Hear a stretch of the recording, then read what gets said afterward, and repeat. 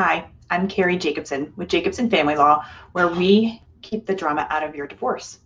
Thank you for joining us today on Finance Friday. I wanted to talk today about voluntary impoverishment, what it is and what you can do about it.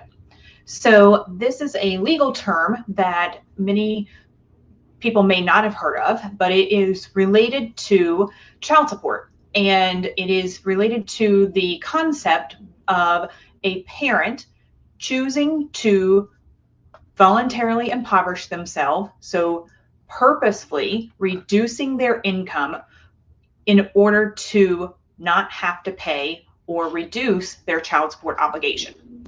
And today I want to talk about what happens in those circumstances and what, if anything, can be done about it.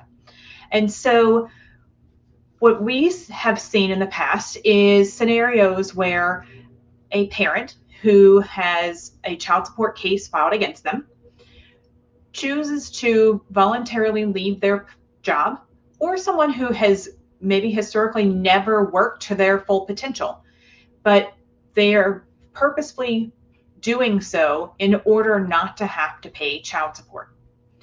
And so what we do in that scenario is what's called impute income to them. So let's give an example of a scenario where a parent has historically over the last 3 years earned at least $100,000. Once a child support case or divorce case is filed against them, they choose to leave that job, and now they want to start their own business. Maybe it's because they say it's because they want to have more time with the kids, or whatever the case may be. And in that situation, as a self-employed individual, they're no longer making the $100,000 that they have historically earned. And so what we would do in that scenario is look at that past historical income and say that they have the history, they have the potential to earn that $100,000, and they simply are choosing not to do so.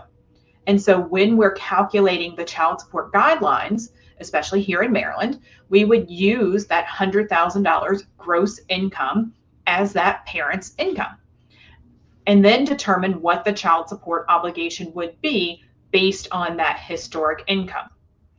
So this is how we deal with voluntary impoverishment.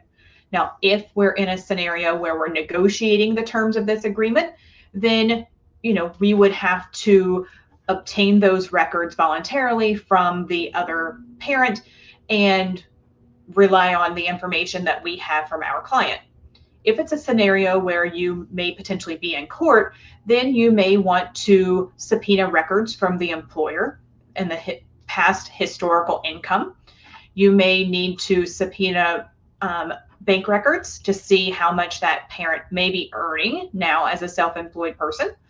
And ultimately, if it was in court, then it would be up to a judge to make the decision as to what income to impute to that parent.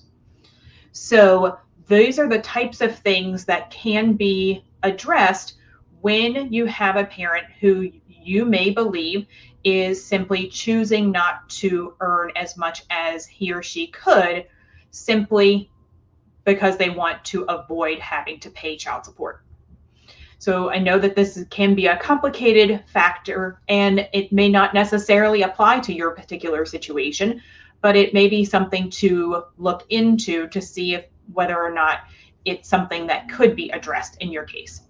So if you have questions, you want to learn more about voluntary impoverishment, you can download our e-course, Understanding Child Support in Maryland, a comprehensive guide.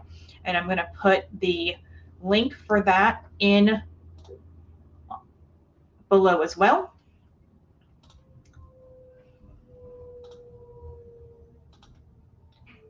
And it's here, it's stan.store@Jacobson Family Law. We have several other e-courses that you may be interested in as well. And if you have further questions about voluntary impoverishment or your particular child support case, custody case, or divorce matter, feel free to schedule a consultation, and we would be happy to help walk you through it. Have a great day.